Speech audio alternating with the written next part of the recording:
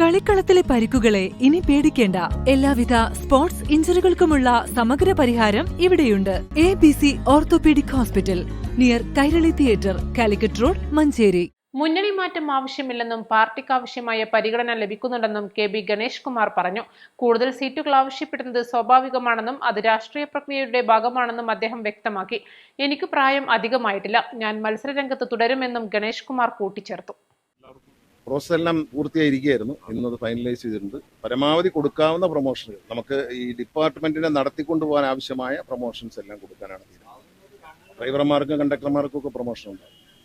അവർക്കെല്ലാം പറ്റുന്നത് നമ്മൾക്ക് ആവശ്യമുള്ള അനാവശ്യമായ പ്രൊമോഷൻ ഒന്നും ചെയ്തില്ല. നമുക്ക് ഇത്ര പേരെ ആവശ്യമുണ്ട്, റിട്ടയർമെന്റ് വേക്കൻസിയുള്ള അങ്ങനെയുള്ളതെല്ലാം ഫില്ല് ചെയ്യാനാണ് തീരുമാനിച്ചത്. കൊടുക്കും.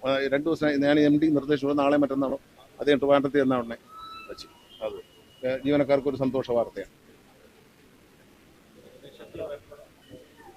അല്ല, എല്ലാ കാറ്റഗറിയും വരുന്ന കുറച്ച് കൂടുതലാണ്. നല്ലൊരു സാമ്പത്തിക ബാധ്യതയുണ്ട്, എന്നാലും നമ്മൾ ചെയ്യാം. കാരണം ഇത് റിട്ടയർമെന്റ് ഒരുപാട് വരെയാണ് ഈ വർഷം. വളരെ വൻതോതിൽ റിട്ടയർമെന്റാണ്. റിട്ടയർമെന്റ് പല പോസ്റ്റുകളിലും ഹാൻഡിൽ ചെയ്യാൻ ആളില്ലാതെ, സ്റ്റേഷൻ മാസ്റ്റർ, ATO ഇതൊക്കെ ആളില്ലാതെ. അപ്പോൾ അതുകൊണ്ട് അതായത് ഈ പ്രൊമോഷൻ കൊടുക്കുമ്പോൾ ശ്രദ്ധിക്കേണ്ട ഒരു കാര്യം എന്ന് വെച്ചാൽ, ഈ 1 മാസം കഴിഞ്ഞ് റിട്ടയർ ആകാൻ പോകുന്ന ഒരാളിന് പ്രൊമോഷൻ കൊടുത്താൽ അയാൾ ഒരു ജോലിയും ചെയ്യും. ഇപ്പം നമുക്ക് കിട്ടിയൊരു ഗുണം എന്ന് പറഞ്ഞാൽ ATOമാരിൽ പലരും ചെറുപ്പക്കാരാണ്. അവർക്ക് 2034 വരെ 35 വരെയൊക്കെ സർവീസും. അപ്പോൾ അവർ ആ റെസ്പോൺസിബിലിറ്റിയോടെ ചെയ്യുന്നത് കൊണ്ടാണ് KSRTC നന്നായിരിക്കും. സാധാരണ റിട്ടയർ ചെയ്യാൻ 1 മാസമുള്ള ആളിന് പ്രൊമോഷൻ കൊടുക്കും. DTO അദ്ദേഹം മേളിൽ കയറിയിരിക്കും, താഴെയുള്ളവരെ ജോലി ചെയ്യാൻ സമ്മതിക്കത്തില്ല. ഇദ്ദേഹത്തിന് പെൻഷൻ വാങ്ങണമെന്ന് പറഞ്ഞ് ജോലി ചെയ്യാതിരിക്കും. ഇതാണ് KSRTC കഴിഞ്ഞ കാലങ്ങളിൽ സംഭവിച്ചിട്ടുണ്ടെന്ന ഒരു അബദ്ധം. ഇപ്പം അതില്ല. ഇപ്പം പ്രൊമോഷൻ കൊടുക്കുന്ന ഒരുവിധം ഒരു വളരെ ചെറിയൊരു പെർസെൻറ്റേജ് വെച്ച് ബാക്കി എല്ലാവരും ലോങ് പീരീഡ് 1 വർഷം 2 വർഷം വരെ മിനിമം ഉള്ള ആളുകളാണ്. നവകേരള സർവേയായി ബന്ധപ്പെട്ട് ഇപ്പം കോടതി തടഞ്ഞിട്ടുണ്ട്. അതിൽ മുഖ്യമന്ത്രിയുടെ പ്രസംഗമൊക്കെ ഇപ്പം വരുന്നതെല്ലാം സർക്കാരിന്റെ താല്പര്യങ്ങൾ കൂടി സംരക്ഷിക്കാൻ ലക്ഷ്യമിട്ടുള്ള ഒരു സർവേ എന്നാണ്. അല്ല, ഒരു സർക്കാർ എങ്ങനെ പ്രവർത്തിച്ചു, ആ സർവേയുടെ ഉദ്ദേശം അതിന്റെ ലക്ഷ്യത്തെ വഴിതിരിച്ചുവിടുകയാണ് ചെയ്യുന്നത്. രാഷ്ട്രീയമായ ഒരു ലക്ഷ്യമല്ല അതിനുള്ളത്. ഒരു സർക്കാർ എന്തെല്ലാം ചെയ്തു, ഇനി എന്തെല്ലാം ചെയ്യേണ്ടതുണ്ട് എന്ന് പൊതുജനങ്ങളോട് ചോദിക്കാനുള്ള ഒരു തീരുമാനം, അതിനെ ഒരു ഇലക്ഷനുമായി കണക്ട് ചെയ്യുന്നതുകൊണ്ട് എനിക്ക് യോജിപ്പില്ല. അതിനകത്തൊരു സതുദ്ദേശമാണുള്ളത്. കാരണം ന്യൂ ജനറേഷൻ കുട്ടികളൊന്നും ഇതിൽ പങ്കാളികളാവുന്നു.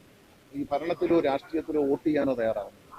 അവർ ഇതിന്റെ ഭാഗമായി ഇൻവോൾവ് ചെയ്യിക്കാന്നാണ്. വോട്ട് ചെയ്യാൻ പോലും, വോട്ട് ചേർക്കാൻ പോലും ന്യൂ ജനറേഷനിലെ ചെറുപ്പക്കാരായ കുട്ടികൾ തയ്യാറാവുന്നില്ല. അപ്പോൾ അവരെ ഇതിലേക്ക് ആകർഷിക്കാൻ അവരുടെ ഒപ്പീനിയൻ, ഈ നാട് എങ്ങനെയാകണം എന്ന് അവരാണ് സ്വപ്നം കാണേണ്ടത്. നമ്മളല്ല, വളരെ ചെറുപ്പമായിട്ടുള്ള ആൾക്കാരുണ്ട്, അവരാണ് കാണേണ്ടത് നാളെ എങ്ങനെയാവണം, നാളെ എങ്ങനെ ആകണം എന്നുള്ള ഒരു ഫീഡ്ബാക്കിന് വേണ്ടിയിട്ടാണ് അത് ചെയ്തത്. അല്ലാതെ അതൊരു ദുരുദ്ദേശമുള്ള കാര്യമല്ല.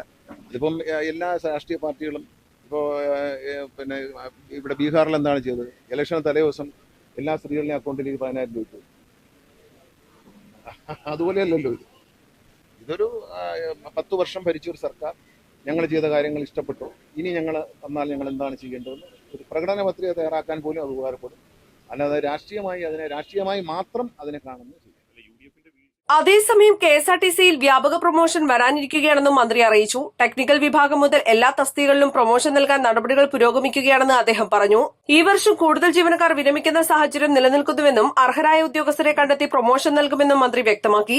സാമ്പത്തിക ബാധ്യത ഉണ്ടാകുമെങ്കിലും പ്രൊമോഷൻ നടപടികൾ മുന്നോട്ട് കൊണ്ടുപോകുമെന്നും അദ്ദേഹം കൂട്ടിച്ചേർത്തു. East live, Malappuram.